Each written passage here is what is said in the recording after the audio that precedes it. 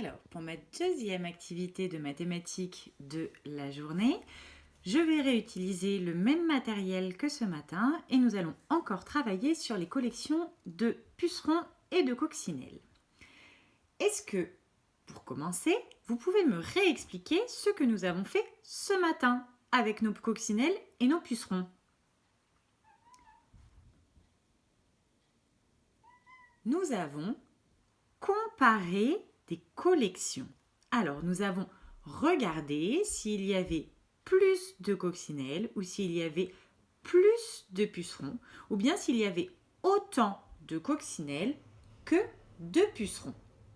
Et est-ce que vous aviez réussi à prévoir qu'il y aurait plus de coccinelles que de pucerons ou qu'il y aurait plus de pucerons que de coccinelles ou bien qu'il y aurait autant de coccinelles que de pucerons? Moi, j'avais pas très bien réussi à prévoir, mais ça, c'est pas très grave. On va recommencer aujourd'hui, cet après-midi. Alors, j'ai conservé le matériel que j'avais découpé ce matin. Donc, j'ai mes pucerons et mes coccinelles. Je viens de refaire un tas, j'aurais pas dû. Il va falloir de nouveau que je sépare mes coccinelles et mes pucerons. Mais voilà, j'ai mes coccinelles et mes pucerons de ce matin. Vous vous souvenez, moi j'avais autant de coccinelles que de pucerons ce matin. Alors, je remets mes coccinelles d'un côté, mes pucerons de l'autre.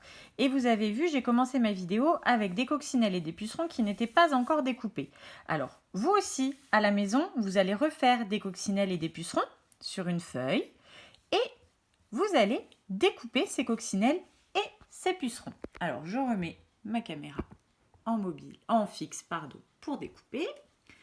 Donc, je découpe mes coccinelles. Alors, ce n'est pas du découpage de très grande précision. Donc, à peu près tous les enfants peuvent le réaliser, celui-ci. Hop.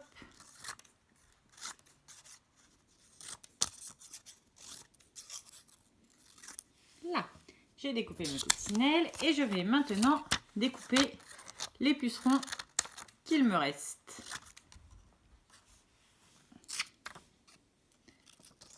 Là, j'ai deux pucerons l'un à côté de l'autre, donc je vais les séparer. Hop.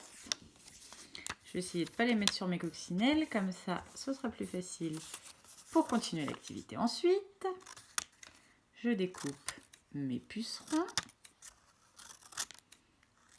Et voilà. J'ai donc toutes mes coccinelles qui sont ici. Hop, je les remonte pour qu'on les voit avec la caméra. Et tous mes pucerons qui sont ici. Oups, là, sinon vous ne les voyez pas. Voilà, toutes mes coccinelles et tous mes pucerons.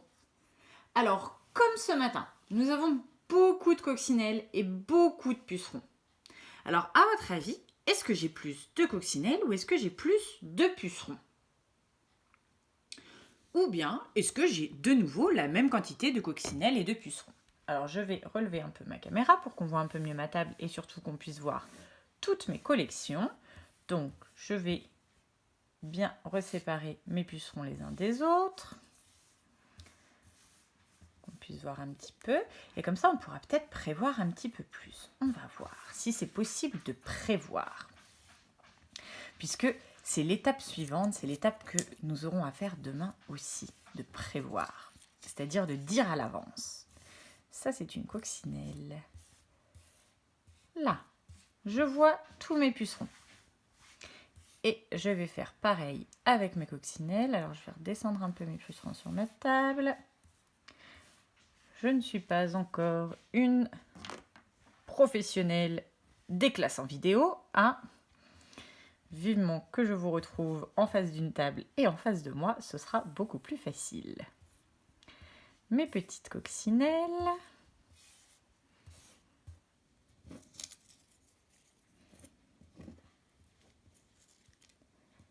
Hop.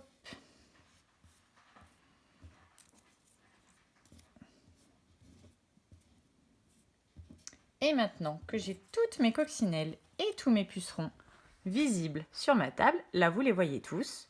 À votre avis, est-ce que j'ai plus de coccinelles ou bien est-ce que j'ai plus de pucerons? Alors, comme ce matin, nous sommes à une quantité normalement que l'enfant ne peut pas dénombrer parce qu'il ne connaît pas la comptine numérique assez loin pour dénombrer ces grands nombres-là. Donc, on ne va pas compter les coccinelles ou compter les pucerons pour savoir si on en a plus, si on a plus de coccinelles ou bien plus de pucerons ou bien autant de coccinelles que de pucerons, la même quantité de coccinelles que de pucerons. Alors, à votre avis, comment je fais pour être sûre que j'ai plus... Moi, je pense que j'ai plus de coccinelles, mais comment je fais pour en être sûre?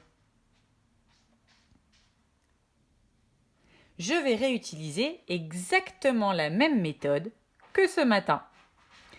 Et pour ça, je vais voir si une coccinelle peut manger un puceron et si toutes mes coccinelles auront un puceron à manger. Et si tous mes pucerons seront mangés. Je vais donc rapprocher une coccinelle d'un puceron à chaque fois.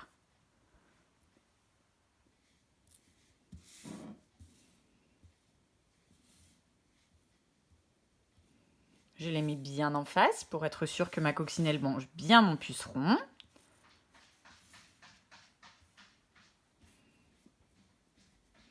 Je vais faire descendre mes autres coccinelles pour venir manger les pucerons que je vais aligner ici.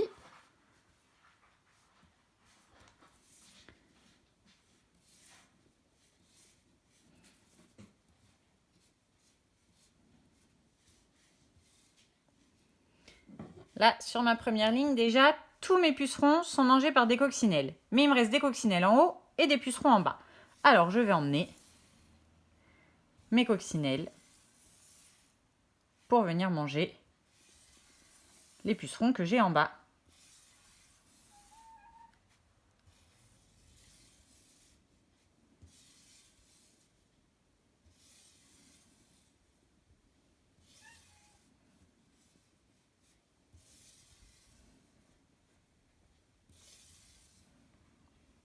Et il me reste une coccinelle toute seule. Tous mes pucerons ont été mangés par une coccinelle. Et il me reste une coccinelle toute seule. Alors, qu'est-ce que je peux dire de mes deux collections si je les compare? Je peux dire que j'ai plus de coccinelles que de pucerons, puisque j'ai une coccinelle qui est toute seule. Ou bien je peux dire aussi dans l'autre sens, j'ai moins de pucerons que de coccinelles parce qu'il me manque un puceron ici pour donner à manger à cette coccinelle. Je peux donc donner la réponse de cette comparaison sans compter. Je n'ai jamais utilisé le nombre pour donner la réponse. C'est ainsi que s'achève cette première activité mathématique. Donc c'est la deuxième, cette deuxième activité. C'est la deuxième activité sur le fichier PDF que j'ai joint ce matin pour les parents. Vous pouvez la faire cet après-midi et demain matin, nous enchaînerons sur l'activité numéro 3. Nous faisons cet après-midi exactement la même chose que ce matin en rajoutant des coccinelles et des pucerons pour ne pas réutiliser les mêmes quantités et pour vraiment ancrer dans le cerveau des enfants cette méthode de comparaison qu'on appelle une comparaison terme à terme quand on ne connaît pas le dénombrement trop grand. Voilà, je vous souhaite une belle après-midi à tous. À demain.